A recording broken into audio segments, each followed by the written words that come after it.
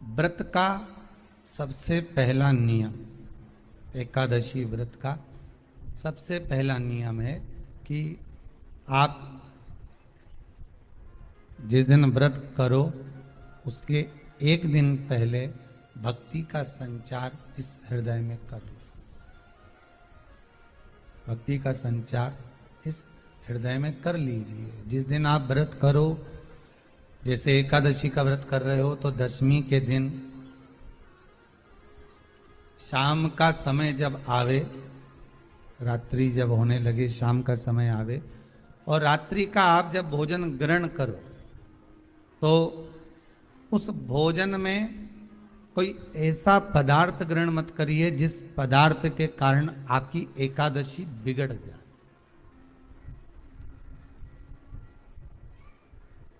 एकादशी का दूसरा नियम बहुत ध्यान से सुनिएगा। जिस दिन आपकी एकादशी का व्रत हो उस दिन प्रयास करिएगा कि अपने हाथ से किसी भी वृक्ष की कोई पत्ती टूटे ना। अपने हाथ से किसी भी वृक्ष की, पौधे की, किसी भी वृक्ष की पत्ती अपने हाथ से ना टूटे। बहुत ध्यान दीजिएगा महाराज। एकादशी का ये दूसरा नियम है कि अपने हाथ से किसी पौधे की, किसी वृक्ष की, किसी डाली की कोई पत्ती टूटे ना, कोई पत्ती ना टूटे, इसका प्रयास करिए। यहां पर तीसरे नंबर का जो, चौथे नंबर का जो उपाय बताया है, उपवास करने का जो नियम बताया, उसमें वर्णन किया एकादशी के दिन अगर आपका व्रत है तो आप भूलवश भी डब्बे में रखी हुई रोटी गाय को ना देते हुए कुछ थोड़ा सा फल, फलहार, कोई केला, कोई सेब, जो आप खाते हो, अंगूर, पपीता, जो आप ग्रहण कर रहे हो, उसका थोड़ा सा भाग आप गाय को प्रदान करो। आप गाय को दीजिए।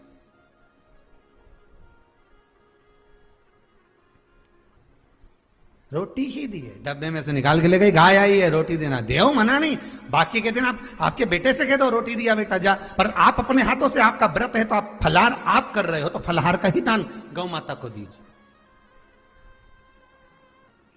पांचवा वर्णन किया चतुर्थ भाव में, बन सके जितना एकादशी के दिन भगवान का ओम नमो भगवते वासुदेवाय का जाप करें या अपने गुरु मंत्र का स्मरण करें, या जो मंत्र आपके हृदय में समाहित हो, श्री शिवाय नमस्तुभ्यम, ओम नमः शिवाय, राम कृष्ण शिव, जो मन पड़े उसका भजन करें, पर दिल से करें। जितनी देर करते बने उतना देर करें। माला पकड़ने की भी जरूरत नहीं कि माला पकड़ के बैठता हूं तो घट की जिब्या से जप लो नहीं, जी वही उतना में ही पूरा हो जाए, वही बहुत।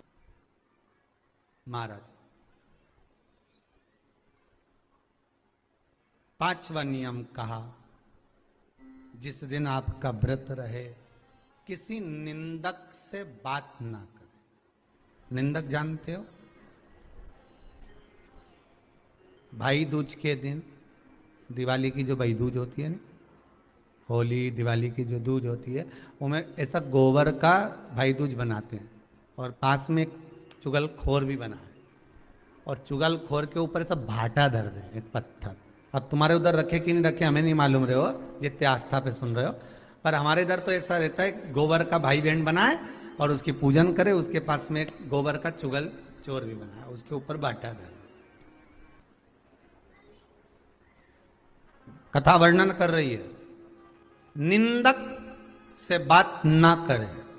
मान लो किसी ने आकर आपको निंदा कर भी दी तो तुरंत सूर्य नारायण भगवान का दर्शन करें और 3 बार उनका दर्शन कर कर नेत्र बंद करें, तब जाकर वो निंदा जो अंदर गई है, अंदर पवित्रता प्रदान करेगी, तब जाकर एकादशी का व्रत लगेगा।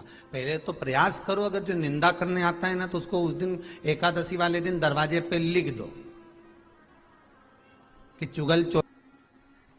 फिर कहा जीव की हत्या ना करे। अगला नियम है, अपने द्वारा जीव की हत्या ना हो, प्रयास करना किसी को कष्ट ना हो।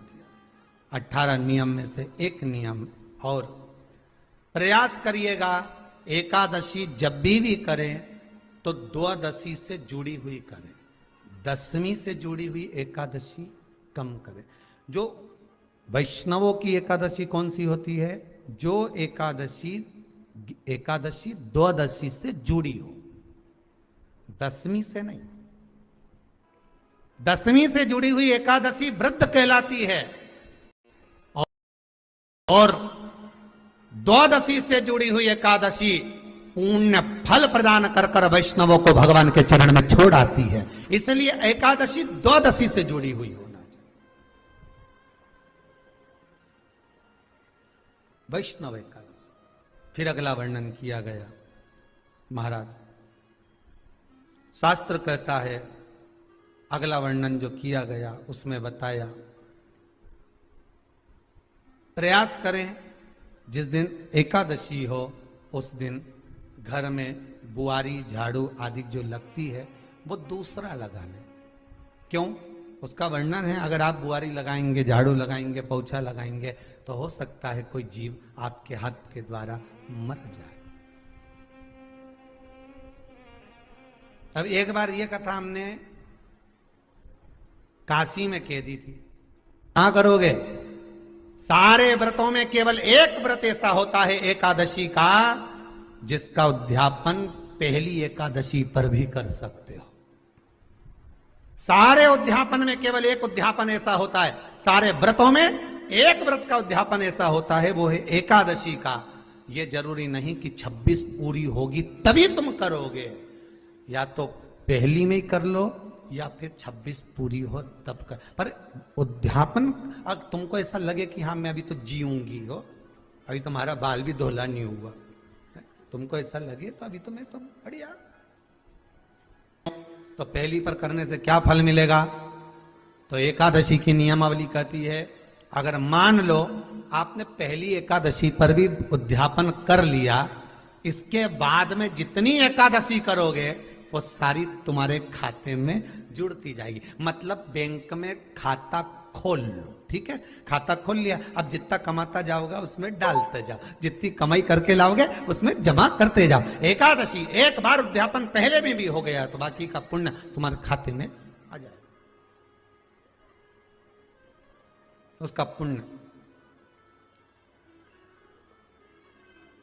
एकादशी का उद्यापन बड़े महीने में माघ शुक्ल एकादशी के दिन, माघ का महीना हो, शुक्ल पक्ष की, जम के बोलिए, एकादशी हो, प्रयास करना कि आप उद्यापन करें, भले 5, 10, 11, 12 जितनी एकादशी हो जाए, 26 हो जाए तो ज्यादा अच्छी है, नहीं तो आप करें तो माघ महीने की शुक्ल पक्ष की एकादशी के दिन आप उद्यापन करें। प्रयासरत करें, प्रयास। बड़े महीने के अंतर्गत जो उद्यापन, हाँ चतुर्मास के अंतर्गत उद्यापन नहीं होता एकादशी का, बहुत ध्यान दीजिएगा। हमारा ये जो सावन भादो कुंवर कार्तिक जो 4 महीना होते हैं भगवान के शयन करने के, इसके अंतर्गत एकादशी का उद्यापन नहीं होता, और इसके अंतर्गत उद्यापन करना भी नहीं चाहिए एकादशी। हमारा एकादशी का उद्यापन माघ महीने की शुक्ल पक्ष की एकादशी के दिन आप बहुत प्रेम से आनंद के साथ करिए महाराज। परंतु एकादशी के उद्यापन में सबसे ज्यादा अगर कुछ जरूरी होता है तो 24 तरह का नैवेद्य जरूरी होता है। कितने तरह का? 24 तरह का नैवेद्य। अब आप कहोगे गुरुजी उद्यापन हम कर रहे हैं एकादशी का, तो उसमें तो फलहार का हमें नैवेद्य बनाना चाहिए। तो फिर ये पुराण के अंतर्गत स्कंद पुराण में ये चीज लिखी है कि एकादशी का जब उद्यापन करते हैं तो 24 तरह का नैवेद्य बनाकर सिद्ध करते हैं। 24 तरह का नैवेद्य जान रख लेना, का हलवा बना लो, खीर बना लो, पूड़ी बना लो, सब्जी बना लो, पकोड़ा बना लो, भजिया बना लो, ऐसे 24 तरह का नैवेद्य अलग अलग चाहिए। पर लोग क्या करते हैं, खोपरा पाक बनवा लेते हैं 1-2 किलो और 24 जगह रख देते हैं। स्वीकृत नहीं है। 24 तरह का नैवेद्य रखा जाता, महाराज एकादशी के दिन भगवान का पूजन का पूरी तैयारी कर कर मंडल आदि बनवाकर विद्वान ब्राह्मण को बुलाकर कर्मकांडी ब्राह्मण को बुलाकर जो भगवत सेवा में एकादशी का उद्यापन कराए उन ब्राह्मण के चरणों को नमन कर कर प्रणाम कर कर एकादशी का पूजन करवाइए और उस मंडल की पूजन कराकर हवन द्वादशी को कराइए, एकादशी को हवन नहीं। एकादशी के उद्यापन का जो हवन होता है वो द्वादशी को। एकांत में रखा हुआ शिवलिंग, एकांत में रखे हुए शिव जी की पूजन 3 चीजें देती है।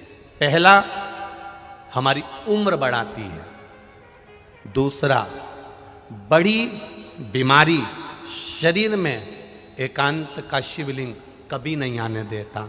और तीसरा, हमारे जीवन में कभी वैभव की, सत्ता की और लक्ष्मी की कमी नहीं आने देता। ये एकांतेश्वर